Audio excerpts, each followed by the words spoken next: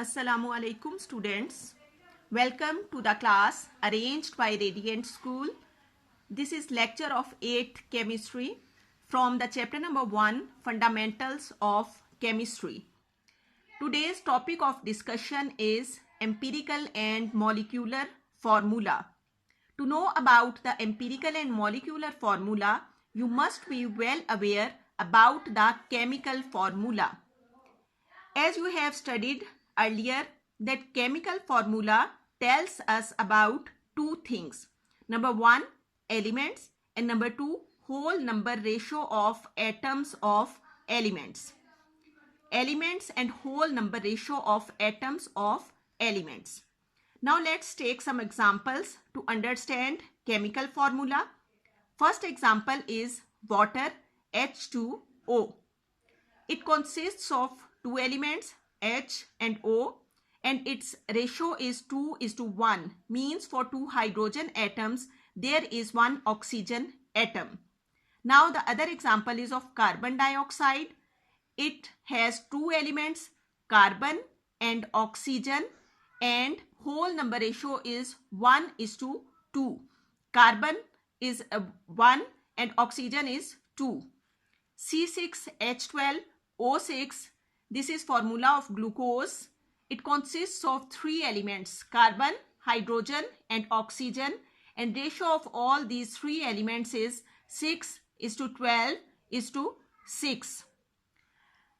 Now there are two types of these chemical formulas. One is called as empirical formula and the other is called as molecular formula. Now empirical formula, what it tells us about? It gives the simplest whole number ratio of atoms of each element. And molecular formula, it gives actual whole number ratio of atoms of each element. Now what is the difference? Difference is between the simplest and actual. Empirical formula, it gives us the simplest whole number ratio of atoms, and molecular formula, it gives us the actual whole number ratio of atoms. Whole number ratio means that these will be always in a whole number like 1, 2 and 3. They are never represented in fractions or points. Now let's take some examples to understand about the empirical and molecular formula. First example is of hydrogen peroxide. Hydrogen peroxide has formula H2O2 and their whole number ratio is 2:2. 2:2, when they are simplified, they will become 1:1 and the formula will become HO. Now H2O, this is molecular formula. H2O2, it will be molecular formula, and HO, it will be empirical formula. Why? Because H2O2, it shows the actual whole number ratio of atoms, and HO, it shows the simplest whole number ratio of atoms. So H2O2 is molecular formula and HO is empirical formula. Now let's take another example of benzene. Benzene has formula C6H6 and their ratio is 6:6. When it is simplified, it will become 1:1 and formula will be changed to CH. C6H6, it will be molecular formula, and CH, it will be empirical formula.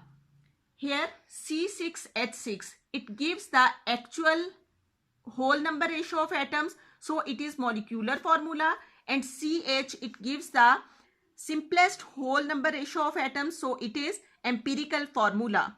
Third example is of glucose C6H12O6. The ratio is 6:12:6, and this ratio, when it is simplified, it will become 1:2:1 and the formula becomes CH2O. Now CH2O, it will be empirical formula, and C6H12O6, it will be molecular formula. C6H12O6, it is molecular formula and CH2O is empirical formula. Now after understanding empirical and molecular formula, you must know some compounds which are having same empirical formula and molecular formula. Why? What is the reason behind that?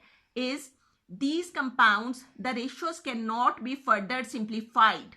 Like water has formula H2O and their ratios cannot be simplified. Therefore, it has same empirical and molecular formula.